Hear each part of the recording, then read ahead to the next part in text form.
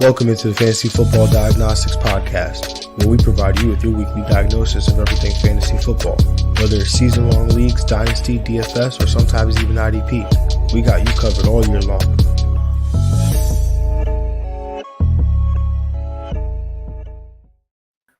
Let's do it. Let's get to it. Welcome into the Fantasy Football Diagnostics Podcast. Today is Saturday, November 12th. I'm your host, John June. This guy to my left, that would be Greg Penniman, G Money. Greg, how you doing today, bro? Doing well. Got Saturday morning. About to, chilling, watch some college football all day. See hopefully get into those prospects for next year and stuff. But yeah, I'm excited for week 10. Yeah, we're officially over the halfway mark of the season, so we're definitely excited. Definitely excited obviously watch some college football, but also get into week 10 and talk about these games and stream starts for the week and play some get money as we do every Saturday for our part 2 previews and starts of the week show. And so obviously, we ask that you like, comment, subscribe, all that fun stuff. If you're watching live on YouTube, Twitter, Twitch, make sure you get in the comment section, ask some questions. If you have some start set questions and things like that. Greg, there was a Thursday night game. It was mostly underwhelming. But the Carolina Panthers win I would say pretty convincingly. The score wasn't even as in the fourth quarter it was relatively close game but it did not feel that close. Like watching Mariota in this 25-15 game, ultimately watching Mariota try to lead a comeback. I have not watched the Falcons in entirety at all this year until that day. Oof. And I was like, Mariota is so bad. No wonder I look at these matchups and I'm like, oh yeah, Mariota should be fine. He should do well. And then you look at the fantasy output and you're like, oh my God. No wonder Arthur Smith only wants to throw the football 13 times. Because what was Mariota doing? And this is a veteran quarterback that, the one where he's on the floor and he just chucks it. Like, what are you doing? Like Carson Wentz style. Oh, it was bad. It was really bad. Yeah, no, I mean, I don't know why Desmond Ridder's not in yet. I mean, it's not like they're trying to fight for something. They can just get a pick, start, get their future quarterback going, and I mean, get it's some things tough down the field. because they're if Tampa Bay loses this week, Oh, they're right there for the division. If Tampa Bay loses tomorrow, both these teams would have a 4-6 record. And so it's really tough for Atlanta to be like, well, yeah, let's just lay down and die, right? Like, even Carolina has a shot. Yeah. So, oh man, this is I mean, that's what makes this game in this league so interesting when you have divisions like this one where it's not like the NFC East, where you've got 2-6-2 teams and no team. That's And then how 4-5 NFC used to be for the last 10 years, but or the AFC East, where every team is above 500, the only division with such a case. But then you've got this NFC South where every team is below 500 and all of them have an equal shot essentially at winning this division and making the playoffs. But Greg, Deontay Foreman had a big game here. Had over 30 carries, 130 rushing yards, 130 on the dot, and 1 touchdown in this game. He was a workhorse back. No other running back for the Carolina Panthers, no other player for the Carolina Panthers had more than 6 rush attempts. I mean, this seems like it's Deontay Foreman's backfield. I don't know if they were managing Chuba Hubbard's touches off the coming off the injury. But when you give a guy 31 carries in a game, it almost feels like you committed to that guy. What are your thoughts on the performance by Foreman, Greg, especially coming off the short week? Given that getting that workload on a Thursday night. Yeah, it looks like when they decide to go with their guy, whoever the starter is, they get the bulk of the opportunity.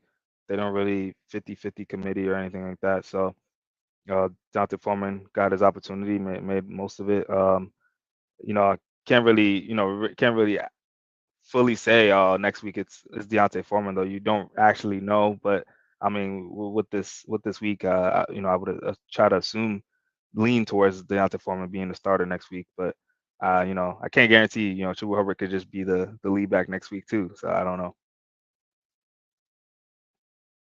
Yeah, anything is definitely possible for sure. He was just, you had a phenomenal game and Yeah, couldn't be absolutely. tackled. Cordell Patterson didn't have a great game here. You know, what is that? 20 18 total yards. yards, one Yeah. reception, only 5 rush attempts here. Are you concerned about this performance by Patterson, or would you think this was game script dependent, or offensive, the offense just being inept as a whole?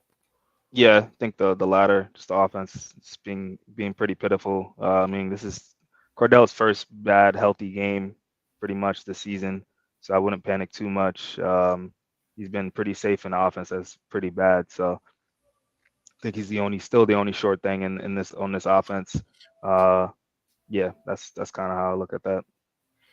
Yeah, and you said pitiful offense, and Kyle Pitts was No was pun intended. no Oh pun man, intended, but he actually was not the problem. It's he not got 8 him. targets. He got 8 targets. I believe 1.5 were on target. I say a half because even the one that he caught, I mean, he did juggle it, but I mean, how do you throw it outside of Kyle Pitts' frame? Like that dude, he's 6'6". His arms are basically touching the ground. Like, how do you throw it outside of his frame? Yeah, I don't know. I don't know, man. It's brutal. I mean, that was one of the concerns I heard coming in for Kyle Pitts was actually Mariota, and you would have thought that wouldn't have been too much of a concern, but it's definitely the main reason I think why he's been not performing this year. Yeah, I mean, it's Uh, definitely it's a quite a few things, but that's definitely a huge part of it. The quarterback situation. Obviously, he wasn't involved in the passing game a lot, and this is a team that already isn't throwing the football, but now he's more involved in the passing game, and the targets are there. But yeah, Mariota, was just absolutely terrible. yeah, and Drake that just London, gonna lead to them running the football more probably. And be like, well, he can't do it, so he might as well go back to what we do. yeah, oh my, yeah. Drake London had his first good game in a long time. His first touchdown since week 2. This 6 targets, still under 40 receiving yards for like I think the 4th or 5th consecutive game.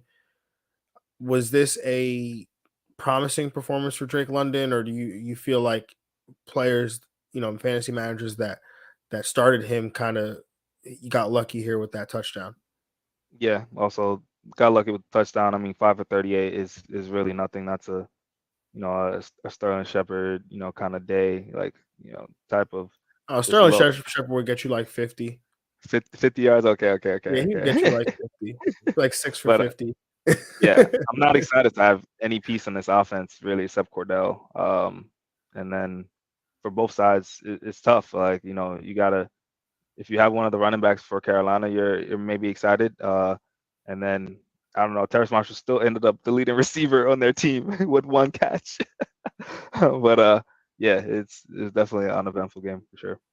Yeah, DJ Moore was out of that game for a good portion of it. Not a good portion, but for a while, Mm. being evaluated for a concussion. He got pulled off the field, so he did miss some time. But yeah, Terrace Marshall, I thought it was going to be a big day. I was like, oh, yeah, here we go. Terrace Marshall, 43 receiving yards, and then just didn't catch another football after that. Yeah. Um, Did you see Baker Mayfield like headbutting people as they were coming off the field? Like with no helmet his on. helmet on? Oh no, No, oh no. no, He did not no, have a no. helmet on, and he's just like high-fiving people and just headbutting them. And I'm just like, you're He's trying to not crazy, come back. He's trying to not start again. He's trying to get concussion right? protocol. Exactly. That's exactly what they said on the broadcast. Like, that's one way to end up in concussion protocol. Oh man. Uh, all right, let's move off of this game that we've had to talk about for far too long. Mhm. Let's discuss some injuries. And so obviously, we talked about the Josh Allen elbow injury yesterday. We or um on Thursday rather. We spoke about that game in its entirety. So if you want to listen to game previews part one, you could go back and catch that there.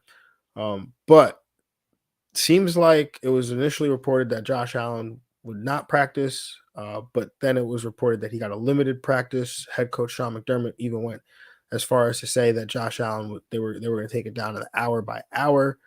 That's a new one for us. Oh I yeah, always for say sure. day to day is Day to day, week to week to week. week. Week to week is longer than that. So No, hour to hour to hour, hour is day to day. got to It's a be day day to to day. day, Yeah. right? It's gotta be day to day. So yeah, so I think Josh Allen is really pushing to play, but there's a balance here that has to be had because this is your franchise quarterback.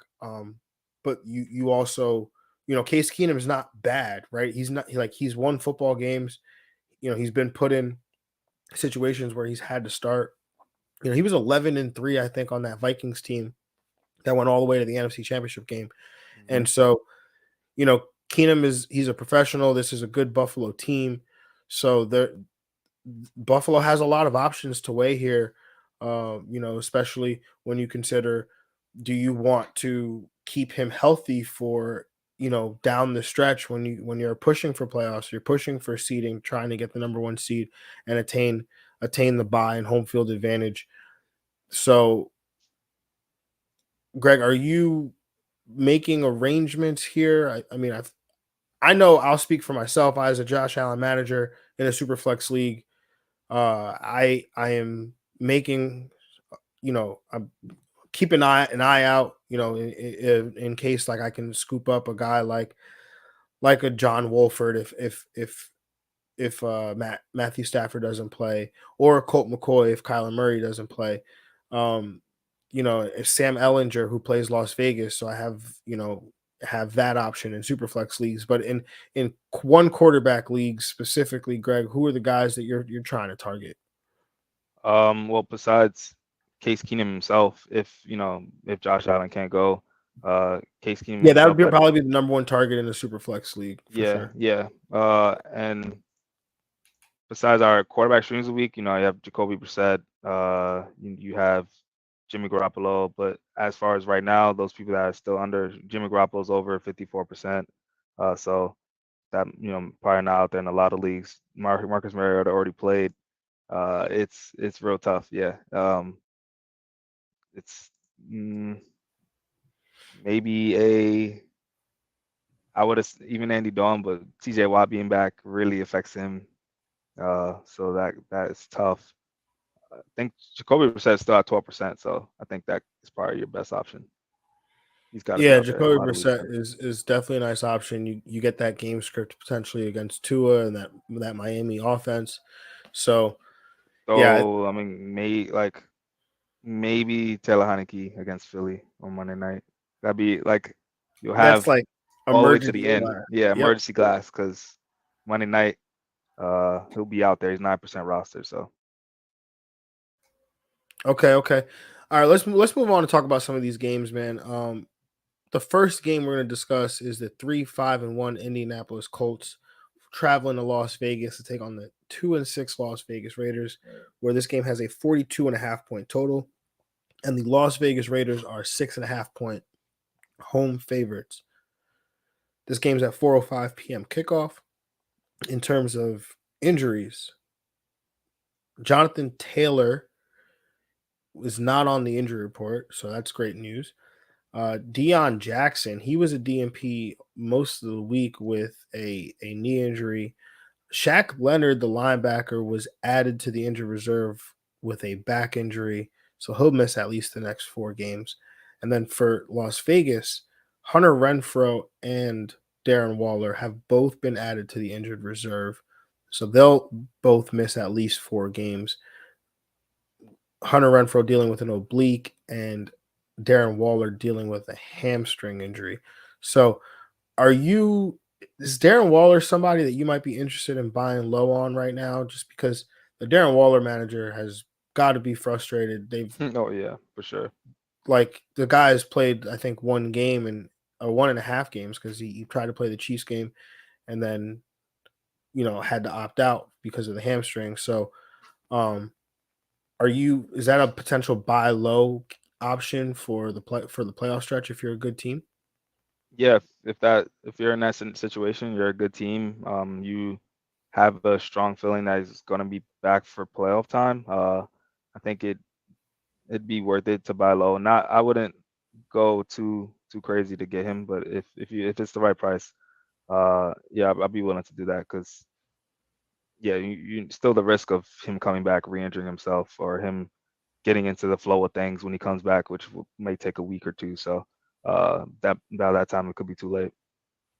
And the Raiders also being bad and not putting him kind of like not risking him even more, which they are bad. Well, I I mean, to that point though, right? Darren Waller is a free agent, and the Raiders are bad. Right. So Oh, okay. if So I'm Darren they don't care about Waller, they don't care about his future pretty if, much. Yeah. if I'm Darren Waller, I might just stay on the injured reserve. So maybe Yeah. maybe you don't buy him, right? This is Yeah. similar to the Kenny Galladay situation in Detroit a few years ago, right? Kenny Yeah. Galladay, had an injury. And I remember us saying like, I don't think Kenny G plays at all this year, right? Like he's a free agent. The Lions aren't expected to win a ton of football games, and Hmm. this is a similar situation. The Raiders are 2-6. Darren Waller is a free agent. Like he's gonna want to maximize his money, Yep. right? So like his what he's done, being an all pro tight end, he's put that on film. Like this is obviously like an injury riddled season. So yeah, I mean, who knows? But let's talk about the game, Greg. Uh, I'm going to take the over here. I'm going to take the Colts to cover. I will take the Vegas Raiders to win. Those are my famous last words, and maybe Josh McDaniel's famous last words. But we'll see. For the Indianapolis side, JT, he's got to be an RB1 in this game. I know the injuries and stuff, and the lack of production have definitely been tough, but the matchup here is great. Michael Pittman Jr. It's really tough, but you got to continue to roll him out there as a wide receiver too. I think we just have to adjust expectations there. And then, like I said, Ellinger is a desperation play in superflex leagues only because of the matchup here. For the Las Vegas Raiders, Josh Jacobs, high end RB1 for me. Devontae Adams, a wide receiver 1. Mac Hollins gets a huge bump here without Renfro and Waller. I think he definitely gets a bump in terms of his target share. So he's a wide receiver 3. And then Foster Moreau, has had the opportunities, hasn't been uberly productive with them. But I'm going to have him down here as a tight end 2, somebody you could start um, in a pinch if you're in a deeper league or tight end premium, something like that. Yeah, I'm gonna take the over. I'm gonna take the Colts to cover, and I'm gonna take the Colts to win. On the Colts side, I do think John Taylor is in a good spot here. I mean, if they're gonna win this game, which I think they are, it's gonna run through him, kind of. So he kind of dominates the game script, keeps the ball a lot on their side of possession. Michael Pittman, low end wide receiver 2. He's still the best target and receiver on the team, so he should lead in catches and targets. Alec Pierce, he's deep league flex option. As far as the Raiders side, Devontae Adams is really who I'm trusting as far as matchup. He really balled out last week. He's back to that bona fide wide receiver 1 level. Matt Collins is in that wide receiver 3 conversation. I think kind of probably slightly seeming like one of those Khalif Raymond type plays. If you're in a pinch and you need a receiver, you can play him because he's going to get targeted. And then Foster Moreau, I do like him. Definitely kind of not doesn't have to look over his shoulder or anything. Like he's going to be starting for a little while now. Maybe give him some confidence. think he's a borderline tight end one option. But yeah, I think the Raiders are just bad, so I don't really see them winning. You know who else thinks the Raiders are bad? Josh McDaniels. Jeff Saturday. Oh, did he actually say that? Yeah, he sent out a tweet like Oh yeah, before he got hired though. before he Yeah, got yeah, yeah, hired. yeah, yeah. I remember It that. was Yeah, like literally a week ago, before the week before he had gotten hired. Said the yeah. Las Vegas Raiders are terrible or bad or something to that effect. Oh man, And I just want to watch this see him on the sideline. Like he's gonna wear like I don't even know what's gonna happen. That's crazy. It's imagine he still just insane wears that his he's Colts coaching. jersey. It's number Yo, 63 just on the there's no side. rules against player coaches, right? Yo, he could be it, yo. I think there is a rule Oh, against a there is. player coach because of the salary cap and things like that. Uh, um. All right, let's talk about this next game here. And we've got two quarterbacks on the injury report. Kyler Murray dealing with a hamstring. He is a game time decision according to Coach Cliff Kingsbury. And then Matt Prater, the kicker, he's limited with a hip injury. And then for the Rams, Matthew Stafford has been a DNP all week with a concussion. He was placed in concussion protocol. He played the game, finished the game, played it. He was placed in concussion protocol on Tuesday. His first day of practice was Wednesday, so we then heard that he was a DNP because he was in a concussion protocol.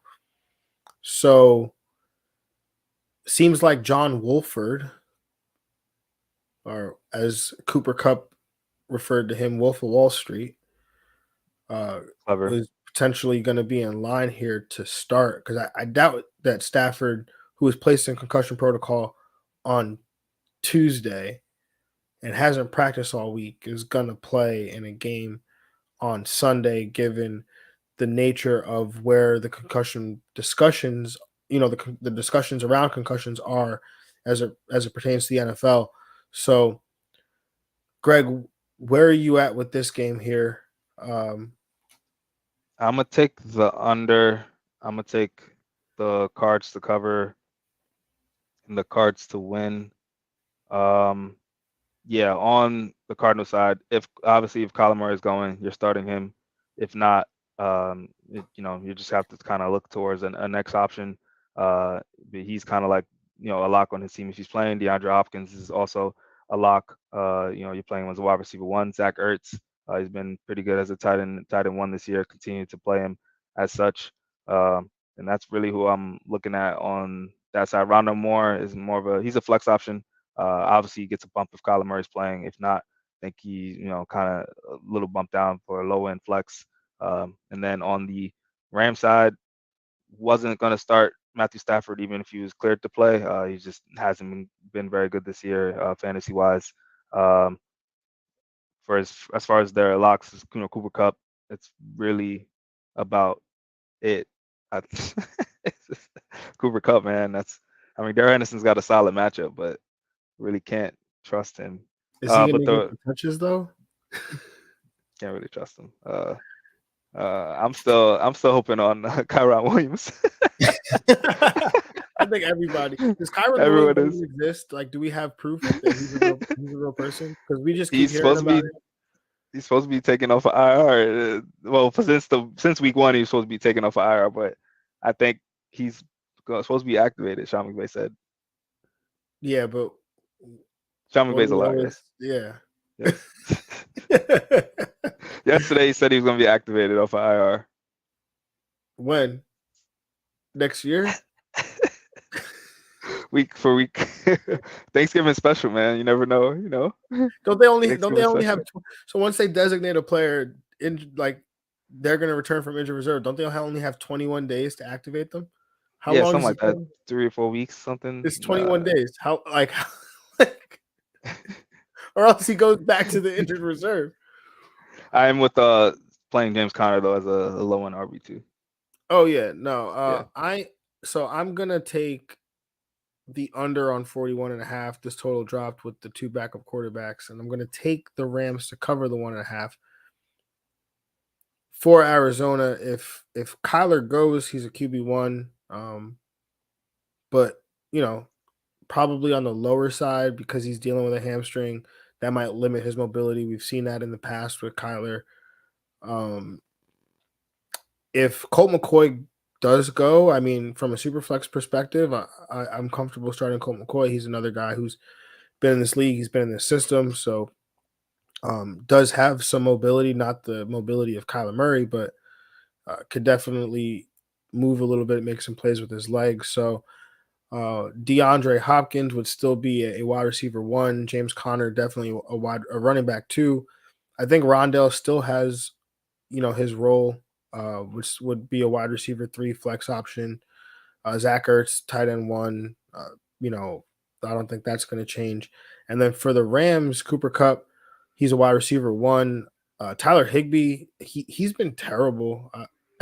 I mean, the matchup is great, but he's been terrible. He scored a combined 5.2 PPR points over his last 3 games with a combined 9 targets. Even if the matchup is great, I'm not looking to him in this game. John Wolford, Wolf of Wall Street, intriguing streaming option in really deep leagues and or superflex leagues. This matchup is good as the Cardinals allow the second most fantasy points to the quarterback position over the last 3 games. And he uses his legs in his first start of his career, which coincidentally enough was against the Cardinals. I believe Wolford ran for 56 rushing yards in that game. So if you're looking for help at the quarterback position, if you're like me and you have Josh Allen and Kyler Murray as your 2 quarterbacks in Superflex, and you are in danger, I'm willing to, of all the backups in that of this weekend that are available in a Superflex league, I'm leaning Wolford, then Colt McCoy, and then uh, what's that guy's name? Sam Ellinger. Yeah, as far as the backup guys, The Keenum, backup guys, I'm talking yeah, about Superflex leagues, deep leagues. Like yeah, obviously, from a one quarterback league, go get Jacoby Brissett. yeah. Go get Jimmy Garoppolo. Hopefully, you picked up Justin Fields like a few weeks ago. Oh yeah, for Um, sure. so Yeah, things like that. yeah. Uh, let's move on to this next game, which definitely an interesting game because of the narrative. You've got the head coach Mike McCarthy of the 6-2 Dallas Cowboys traveling back to Green Bay, Wisconsin, where he's got a street named after him. Won a Super Bowl as the head coach of Crazy. the Packers. Uh, coached Aaron Rodgers and a lot of the players on the Packers. Um, some of the Packers players are actually coaches on his staff in Dallas. So it's, an interesting storyline here. But the Green Bay Packers are 3-6. Um, this game has a 42.5 point total, and the Dallas Cowboys are 5 point road favorites here. In terms of whether we're okay, in terms of injuries for Dallas, Noah Brown, the wide receiver, he's limited with a foot. Running back Zeke Elliott, limited with his knee injury. Tight end Jake Ferguson did not practice because of an illness. And then for the Green Bay Packers, Mason Crosby, he's dealing with a back injury. Sammy Watkins, limited with a knee. Alan Lazard, limited with a shoulder. Aaron Jones, he is off the injury report after having been on all week with an ankle. Aaron Rodgers, he's been dealing with that thumb for, I think, since the Giants game in week 4 or 5. So, in terms of this game, I'm gonna take the under. I'm gonna take Dallas to cover. I'm gonna take Dallas to win. For the Dallas side, CeeDee Lamb, definitely a wide receiver one. I mean, the matchup is not great in terms of this pass defense being very good for Green Bay, but they've suffered some injuries. Rashawn Gary tore his ACL; he's out for the year. Linebacker Devondre Campbell, he injured his knee. I believe he's on injured reserve as well. Eric Stokes, one of their star corners, he's also been placed on injured reserve. He's out for the season. So Jair Alexander, sometimes they shadow, sometimes they don't. I mean, if it were me, I would probably put Jair Alexander on CeeDee Lamb full time, but I'm still expecting him to get his. Pollard seems like he may get another week in his backfield to himself, and the matchup here is great. So He's an RB1 if Zeke doesn't go. If Zeke does go, they're both RB2s. Dak Prescott, I have him in the QB2 range with some QB1 upside. I think there's guys with higher upside that I would prefer to play, like a Trevor Lawrence. I would play over Dak Prescott this week. Jacoby Brissett, even I would play over Dak Prescott this week. Dalton Schultz, he's a tight end 1. Aaron Jones, he's an RB2. Alan Lazard, high-end wide receiver 3, and then Tunyon is a tight end 1, but that's really it for me. Maybe you could play A.J. Dillon in a pinch if you go off the narrative that maybe Aaron Jones could be limited given the ankle injury that he's playing through. Yeah, I'm gonna take the over. I'm gonna take Dallas to cover though, and Dallas to win. Definitely, I'm not excited about a lot of Packers pieces because there's one of those matchups that's not good for Rodgers. What the D line should be in his face, literally from the beginning of when he comes through the tunnel and when he leaves the tunnel. So it's gonna be tough for Rodgers in this offense. On their side, though, I'm not looking to really start anyone on that team except Aaron Jones. He's a lock. A.J. Dillon, he's RB3 conversation. Alan Lazard is a low end wide receiver too, but that's really I can really go for. Robert Tonyan is in the tight end market, so he's not going to get you 0 points. That's your hope. So you might have to throw him out there. On the Dallas side, though, Dak Prescott, I agree with you. That QB2 territory, if it gets high scoring, though, he can always finish QB as a QB1.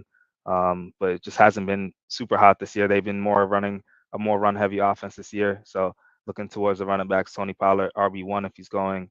If Zeke and both of them are playing, they're both high in RB2s. CeeDee Lamb, low end wide receiver 1. Dalton Schultz, I think he's one of the tight ends that you could buy. I think in this kind of area before he starts popping off again. I always like Dalton Schultz as a tight end 1 when he's playing, so play him as such. And yeah, that's about it. It's been, I don't think with the run heavy offense, CeeDee Lamb's probably been the main receiver. They haven't really gotten any ancillary pieces going this year, so I don't believe it's going to happen. Until Odell gets in there, Oh man, this man has been rumored to be on all 32 teams. I'm tired of it. That's how you get leverage, man. Just take a picture of every good businessman player. Send a tweet out of tagging each team every week, yeah. And now they're tagging him. Now you got guys like Micah Parsons, Zeke Elliott, Jerry Jones, Mike McCarthy, and then now you got Saquon talking, giving these jabs to Micah Parsons. Talking about, I don't need to tweet at him. I could call him.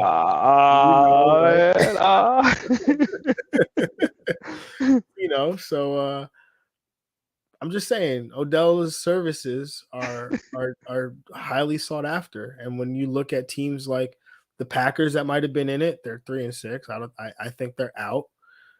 They were out the moment they traded Devontae and didn't do anything about it. Like they do what they signed up for. The Rams, I'd say they're out.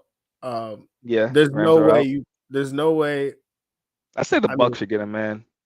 That's where I was going next, right? Like Brady is 100% Brady, bro, calling him like, yo, like come. He's always willing to call a receiver up and get him in, no matter who you are, man. But if I'm Odell, do you want to go there? It's nice weather. Is that where you want to? Like, no state tax, Yeah, there's no state tax Texas either. True. You're right. Like, I go to Dallas, bro. If I'm him, I'm going to Dallas. Yeah. Oh man, or something like the Vikings or something stupid. Ooh. Man. Oh man. Oh man, the celebrations will be in the best of all time, yo. The best wide receiver celebrations ever, yo. It would just be a whole dance session. They should just bring a disco ball down and they dance the entire time. Oh, okay. That's enough about that game. I mean, that game's not going to be super entertaining. And the storyline's great, but Aaron Rodgers this is going to be one of those games where he's pulling the grass out of his helmet. Yeah, every play. He gets one of those faces where he's like going wild, like yeah. A lot of expletives, a lot of screaming, yelling. Yeah, man. I feel bad, man. I Did mean, you he see got the two MVPs. meme of like him and Brady hugging, and it was like they're whispering to each other, and it was like, "We should have retired."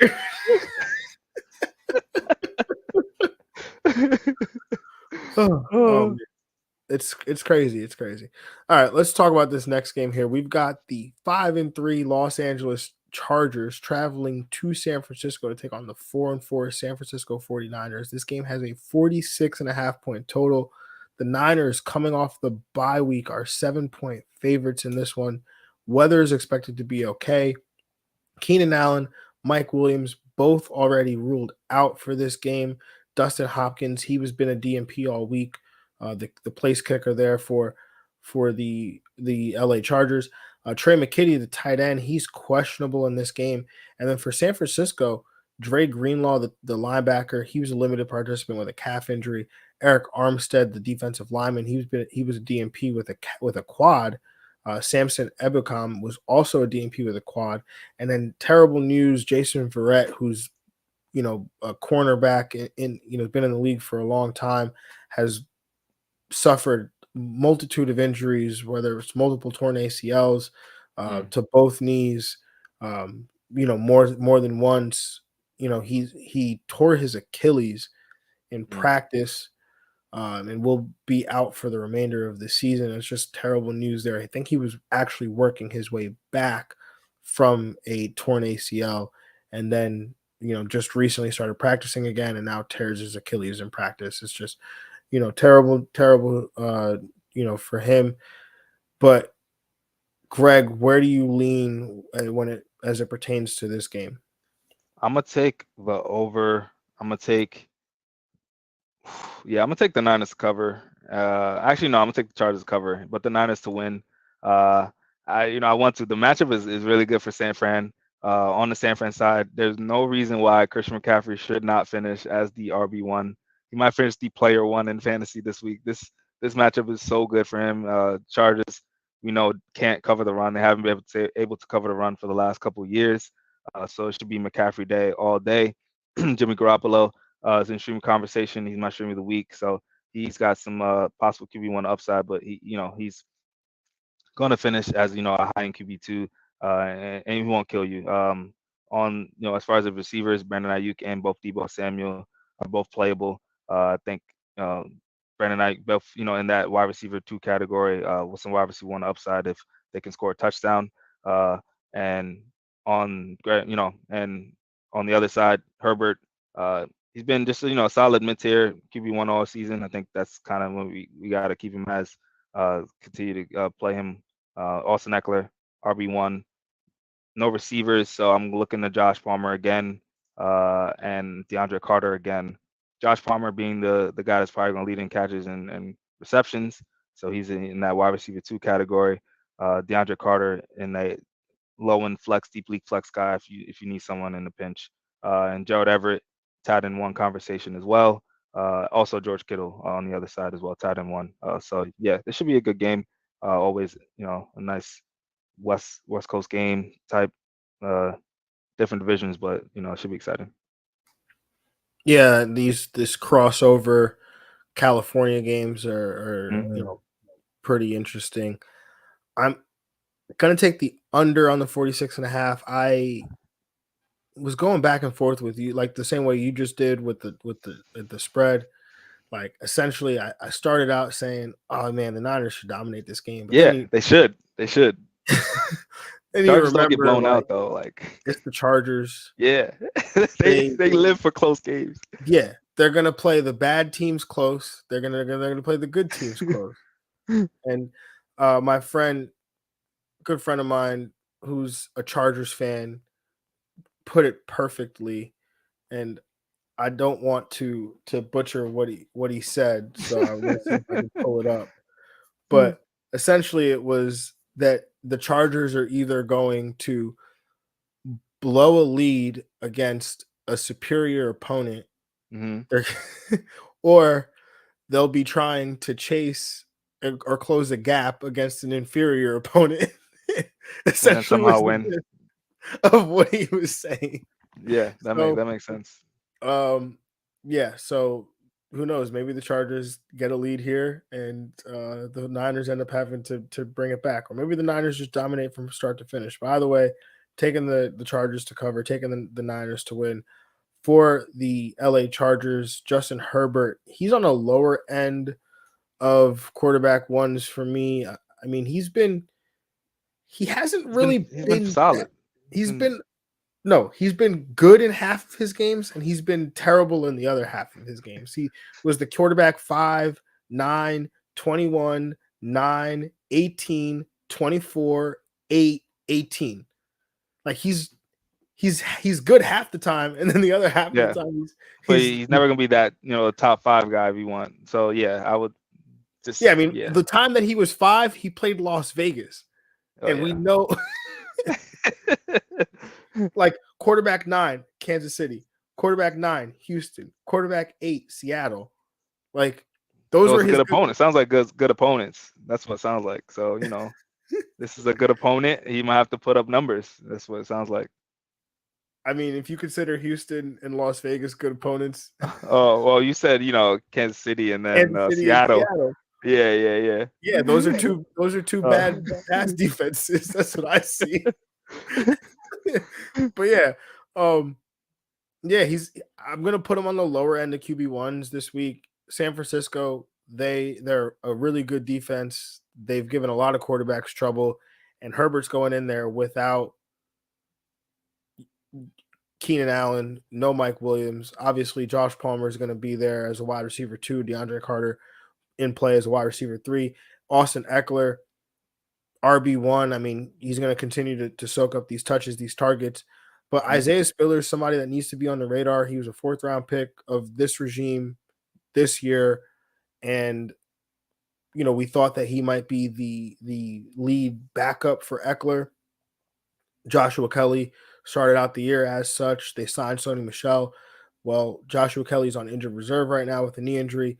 Sony Michel, he's been leapfrogged by Isaiah Spiller, who was injured for most of training camp and the start of the season. So seems like he's somebody that we should be stashing. Obviously, it's playoff time, as Greg likes to say. It's cuffing season, so just make sure that you are ensuring yourself, if you are the Austin Eckler manager, or even if you're not the Austin Eckler manager and you've got an extra bench spot, put Isaiah Spiller there and see what happens. But Gerald Everett, he's been largely disappointing, but he's got tight end 1 upside because of the opportunity for targets. For San Francisco, CMC, I've got him down as a top 3 option. Jimmy G, I mean, we've seen Kyle Shanahan just like not if they get out to a lead and it's just run the football and the Chargers can't stop it, like yeah, it's like Jimmy. Yeah. So just that could be on the table here. But if the Chargers keep it close and they do cover, then Jimmy G, I definitely think he's got some quarterback 1 upside. George Kittle, tight end 1, and then Ayuk and Deebo Samuel, I've got them as like wide receiver 2, wide receiver 3 options. Yeah, Deebo Samuel coming off the hamstring. Going to see how he responds in this game. Yeah, definitely. Hopefully, it's an exciting game. I think it will be. Yeah, man, I think so for sure. I mean, it's the Chargers, so it's going to come Yeah. down to the wire. Yeah. All right, let's move on to this next game, a divisional matchup here. We know who Greg is rooting for. Do we know who Greg is rooting for? Or, I mean, it doesn't matter. Like the Eagles are gonna dominate, man. You don't think they're never gonna? You don't think you're ever gonna catch them? I think You don't think we have a chance to catch them? I think the Jets have a much better chance to catch the Bills than the Giants do. Yeah, but we're talking about Giants, Eagles. Do you have an opportunity to catch the Eagles in this divisional matchup or this division race? Our schedule is nice, but their schedule is always nice. It's been nice all year, and the best we're gonna get is a split between them. So I can't see us catching them. No. Yeah. Well, they might go. They could go 15-1 like this team. What's the loss? Oh, the Dallas Giants. game? No, the Giants. Oh, the Giants. The Giants. I think it's my money would be on the second Dallas game because you get Dak Prescott instead of Cooper Rush in that game. Right. Yeah. Now they might get 2 division losses, but that's still what 15-2. That's a division win, 1 seed. Yeah. I mean, that's number one seed type stuff. Yeah. Yeah, 1 seed for sure. So the Washington Commanders 4-5 travel to Philadelphia to take on the 8-0 Philadelphia Eagles. This game has a 43.5 point total where the Philadelphia Eagles are 10.5 point home favorites. That's a line. That is a line. Weather's okay in this game in terms of injuries. Cornerback Avonte Maddox for Philadelphia, he was a DNP, expected to miss this game. For the Washington Commanders, linebacker Cole Holcomb, he's DNP with a foot injury. J.D. McKissick was a DNP with a neck injury. And then Jahan Dotson, the rookie wide receiver, has returned to practice after being out several weeks with a hamstring injury. In terms of this matchup, Greg, I'm going to take the under here. I'm going to take Washington to cover. I'm going to take Philadelphia to win. Jalen Hurts, top 2 quarterback option, along with Dallas Goedert. A.J. Brown, a wide receiver 1. Devontae Smith, a wide receiver 3. Miles Sanders, an RB2 flex option. And then for Washington, Antonio Gibson, definitely intriguing to me. Has an opportunity here to be the pass catcher. And we know Philadelphia's rush defense has been beatable these last few weeks. Damian Pierce had a big game last week, and their opponent had a big game the week before. So there's definitely a chink in the armor there. Terry McLaurin, he's a wide receiver 2. Curtis Samuel as well. And then Brian Robinson, again, with the Eagles being a 10.5 point favorites or Washington being 10.5 point underdogs, I don't think this is a Brian Robinson game. So he's going to be an RB3 for me. Yeah, I'm gonna also take the under. I'm gonna take Philly to cover though, and Philly to win. I'm with you on Philly side. Jalen Hurts obviously top 5, top 3 option every week. Miles Sanders, I think he's a strong RB2 option this week. AJ Brown, Devontae Smith, both playable. AJ Brown got the strong wide receiver 1 upside. Devontae Smith, strong wide receiver 2. Dallas Goedert, tight end 1 option. He's a top 3 player every week, I think now at this point. Top 3, top 5. And on the Washington side, Taylor Heineke, that emergency glass, I think he's obviously QB2 option. But he could struggle in this matchup for sure. As far as the running backs, I'm with you with AG. I think he's more of a strong RB2 option in this one. Brian Robinson and more standard type play. But yeah, RB3 conversation for me. Terry McLaurin, wide receiver 2. Curtis Samuel's going to be Curtis Samuel every week, a safe floor wide receiver 3. And yeah, that's about it. Should be, I think, one of those games where the Eagles jump out pretty early and then dominate. Yeah, man, those divisional matchups, they get pretty interesting. All right, Greg, it's time for that money time. Time for those starts of the week. Yes, sir. Who's your quarterback start of the week this week? I'm gonna go back to back. Gotta go with my man Tua Tagovailoa going against Cleveland. I mean, he's been hot all year in the starts that he's had. 2 back-to-back 3 touchdown performances, and also over 300 yards. I mean, he's really on fire right now. I mean, I can't see how he won't get close to those numbers again. Close to 303 touchdowns in a matchup where it's pretty good. A matchup for both sides are pretty good. So these teams can put up some points. I think I have the over in this game as well. And Miami just tends to be in high scoring games a lot. So Tua should dominate. Yeah, I like that one, man. Tua's been hot. So my quarterback start of the week is Justin Fields going up against Detroit. I've actually had this one planned for a few weeks now, so this is not even reactionary to his recent. Oh no, I mean, Inter here, Detroit. Inter here Yeah, versus Detroit, though. yeah, no, for sure. Justin Fields, he's on fire right now, though. Over the last 4 weeks, he's the quarterback 1 in fantasy points per game, 27.6 fantasy points during that stretch. He's been the quarterback 8, the quarterback 5, the quarterback 5, and the quarterback 1. Expecting another huge performance here from Fields, who gets a matchup against Detroit, who's the ninth. They give up the ninth most fantasy points to the quarterback position over their last 3 games. Love Justin Fields and expect him to continue his trend of big games, especially the stuff that he's doing with his legs. Yeah, love it. Greg, what are you doing at running back this week? Who's your running back start of the week? I'm going with Leonard Fournette going against the Seattle Seahawks. I think it's getting later in the season. I think he's one of those running backs that starts trending up towards later in the season. I mean, they do call him playoff Lenny for a reason. I think they're gonna start tuning him up to really get the Tampa Bay to win this division. Rely on the run game. He's got a good matchup here against Seattle.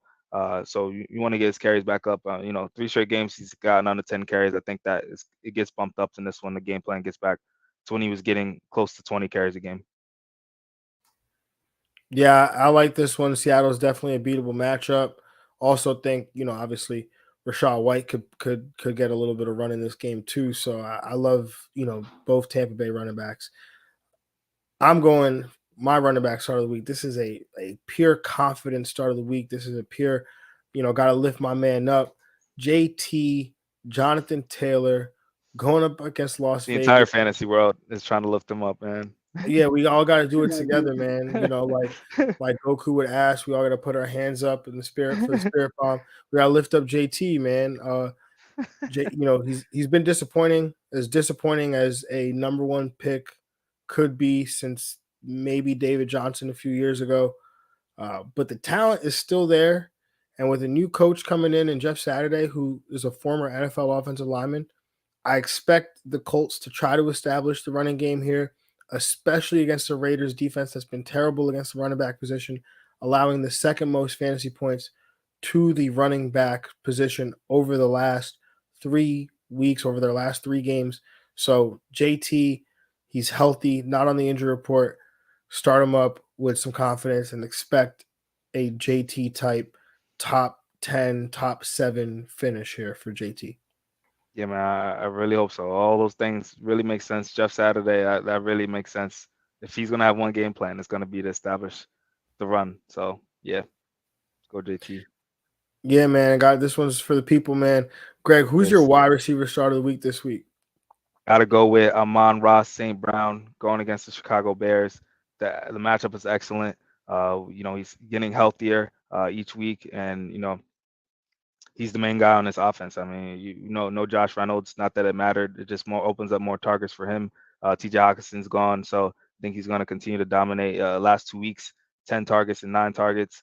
He's going to continue to get close to that number and be the lead guy for this team. I think he's got some touchdown regression coming from him too. He's only got 3 on the year. The first 3 came in the first 2 weeks of the year, so he's got to get some opportunities to get in the end zone as well.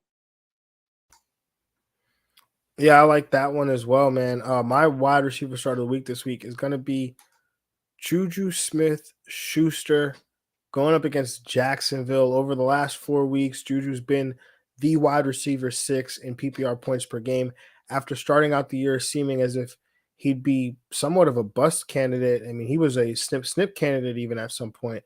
He's really come on strong with point totals of 22, 25, and 18.8. He's got a good thing going with Mahomes right now. They're using him closer to the line of scrimmage, similar to the way he was utilized in Pittsburgh, which is where he had a lot of his success. So he gets a Jacksonville defense this week that's given up the 8th most PPR points to the wide receiver position over the last 3 games. Expecting Juju to have a dominant performance this week. Yeah, man. Think so. Patty learning to trust these receivers more and more. I think Juju is going to get him and McCole. Most definitely. Greg, who's your tight end start of the week this week? From one Greg to another, got to go with Greg Dulcich. Going against Tennessee. Good matchup here. Good matchup for Russell Wilson as well. So if he's going to get it to his receivers, I think Greg Dulcich is one of those main pass catchers at this point. Over his last 2 games, he's averaging 7 targets, got 5 receptions for 69 yards. So he's definitely heavily involved. And I think you're going to continue to see that now. He's going to get close to that number again, and he's always a touchdown candidate as being a tight end. It's always a good big body that Russell Wilson might want to use in the red zone. And Greg Dulcich, has been pretty safe this year for tight ends. Yeah, I like this one, man. I mean, Greg Dulcich, he's somebody that, we've been banging the drum for like 5 weeks now. So you definitely, like that. Hopefully you guys were able to pick him up because he was what 30 something percent rostered in Yahoo leagues when the week started. He's definitely above that total by now. But my tight end start of the week this week, going with TJ Hawkinson, man, There you against go. Buffalo. Oh man, how we've come full circle with TJ Hawkinson. Longtime listeners, probably confused. Greg, I know you're probably confused. How could I go from being one of the biggest TJ Hawkinson detractors to being all in on him in a matter of like 3 weeks? But that's what happens when a player's situation changes. Because I didn't like the Detroit version of Hawk for fantasy, but I love the Minnesota version. In his first game with the Vikings, he led the team in targets with 9. He caught all 9 of them. And with all the Mhm. attention that Justin Jefferson and Dalvin Cook get, I expect Hawk to continue to see production. And I like that to continue this week against the Buffalo defense that's 14th against the tight end position over their last 3 games, but that also doesn't account for some teams being on bye this week. So TJ Hawkinson, definitely, expecting him to continue to see more opportunities in this Vikings offense. Yeah, I love TJ Hawkinson every week. Yeah, it should be a solid matchup for him here in a playable game. Yeah, TJ Hawkinson, the man. Yes, sir. All right, it's that other time now. We got to play everybody's favorite game, some get money. So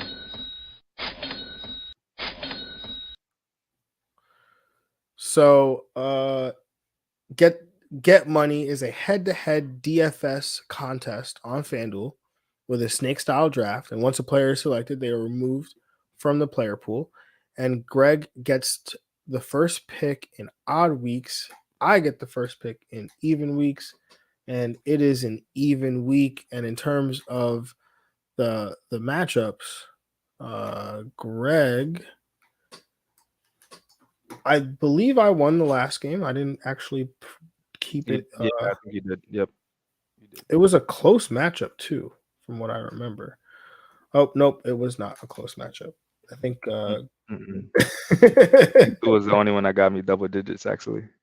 you said who? Tua, my quarterback. Oh, true. Yeah, yeah. It was a rough week. Aaron Jones suffered an injury. Romeo Dobbs suffered an injury. Your play that worked out for you was the Detroit defense coming in, getting you double-digit I points. had to. Yeah, no, Uh, on by force.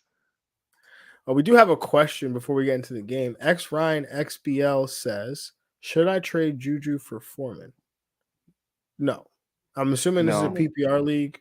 I don't know what your running back situation is, but if it's a PPR league, I value somebody like Juju Smith-Schuster over Foreman. But again, without knowing what the rest of your roster looks like, it might be difficult to fully answer that question. Yeah, I'm gonna also go with no. I mean, you don't really know who's still that lead back there. I mean, if you really believe that, maybe it's worth pulling the trigger. But it's tough with Carolina being a bad team and also one being a bad team and then one not really fully knowing who their starting running back is going to be. Yeah, I mean the Chiefs offense runs through Mahomes, like that's always going to be there, and they're not even running the football. And Juju's like an extension of that run game, so Hmm. yeah, I would continue to roll him out there. But thank you for the question, we appreciate it, Ryan. So let's get into the game here. So I have a 5-4 lead on Greg. So yeah, we'll see if Greg can tie the series, or if I can extend it by one more week. I think yeah, there was just once where you had a 2-game lead on me, and then yeah, I think you had a 1-game lead, and that was the only time that or a 2-game lead, and that was the only time anybody has had more than 1-game lead. So Yeah. yeah, spin back and forth. Since I'm somewhat stalling right now because I'm trying to decide who I wanted to take with my number 1 pick. See. Not really. That was just me saying that.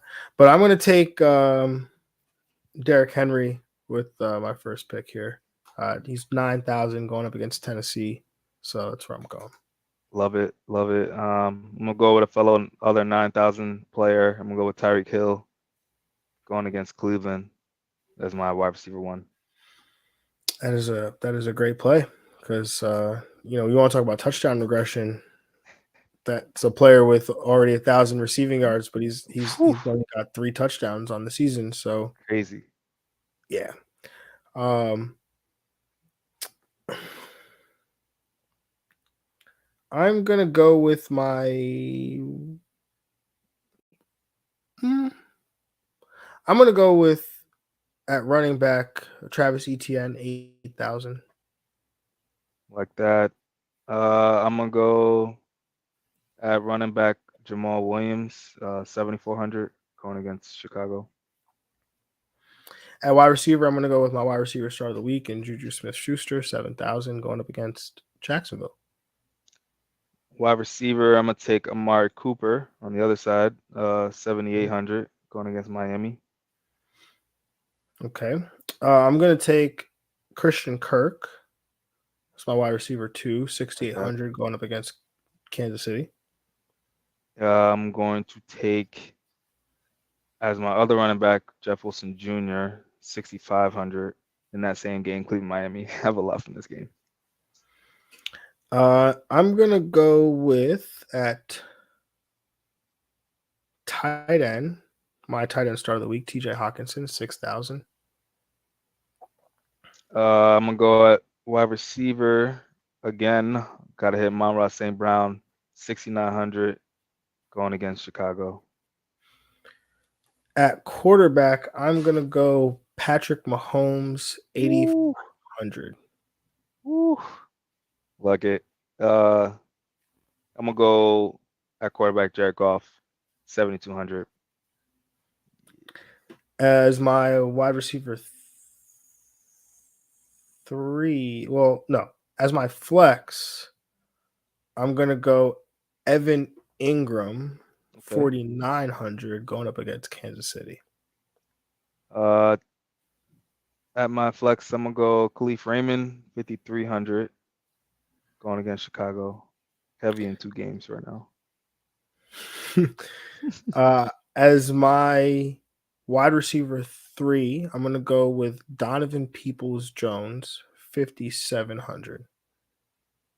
And at tight end, I'm gonna go Greg Dulcich, my tight end start of the week, 5,900.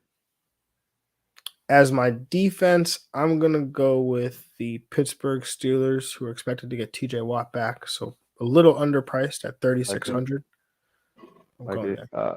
Yeah, I'm gonna go the Arizona Cardinals, 4,000 going against the Rams. Wow, this was I didn't have to change a thing. Nah, no, not a thing. uh, so at quarterback, I've got Patrick Mahomes, 8,500. At running back, I've got Derrick Henry, 9,400 going up against Denver. At running back two, I've got Travis Etienne going up against Kansas City at 8,000. Juju Smith-Schuster at 7,000 going up against Jacksonville. Christian Kirk, 6,800 going up against Kansas City. So I have a lot of stock in this Kansas City Jacksonville game. Uh, at wide receiver three, I've got Donovan Peoples Jones, 5,700 going up against Miami. At tight end, I've got TJ Hawkinson going up against Buffalo at 6,000.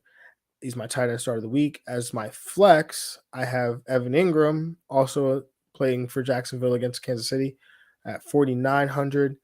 And then as my defense, I've got the Pittsburgh Steelers going up against New Orleans at 3,600. Word. Word. I got Jared Goff at my quarterback position, 7,200. Jeff Wilson Jr., 6,500 as my RB1 going against Miami. Uh, Jamal Williams going against Chicago. Sorry, Jeff Wilson going against Cleveland, by the way. Jamal Williams going against Chicago, 7,400. Amon St. Brown at 6,900. It's my wide receiver one. Tyreek Hill at 9,000. My wide receiver two. Amari Cooper, 7,800 for going against Miami again. Greg Dulcich at my tight end position, 5,900. Khalif Raymond, 5,300, and the Arizona Cardinals defense at 4,000 going against the Rams. Like it. I like it, man. So we'll see what happens this week. If is Greg going to even the series, make it 5-5, or am I going to extend it by a game and make it 6-4? So we'll see what happens. But that will conclude our show this evening. So everybody, we very much appreciate you for tapping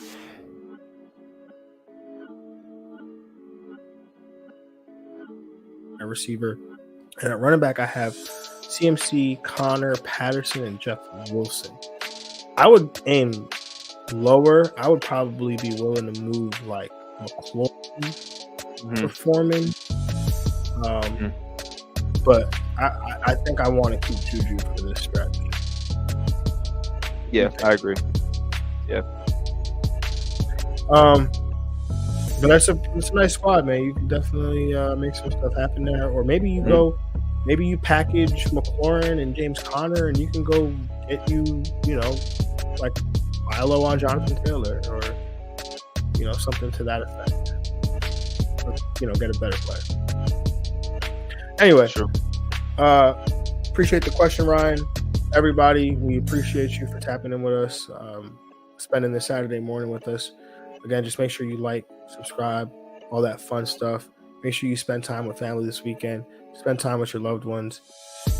Focus on them, not the football so much. Check the scores later. Don't stress it. Just trust the process. You did everything you could to put your teams in position to succeed. So, Greg, anything else you want to add before we close this one out? Nah, man, I'm definitely excited for this week. Giants on the bye, so I'm focused on all these other teams, man. I'm ready. The Giants aren't on the bye. Giants on bye. Giants on bye. Yeah, it's because we have a bye week. You see the opponent. Oh, okay, I got you. Like, I'm a Jets fan, and the Jets are on bye. I don't even know what to do. So, I mean, I'm going to watch all these other games, but it's going to be really weird because this has been one of those seasons where I haven't. It could be a week where you can gain a game. Like, everyone could lose. Like, I'm a Vikings fan this week, and I'm a Browns fan this week, right? Because it matters now. It's a beautiful thing. So, everybody, we appreciate you one more time. Have a good one.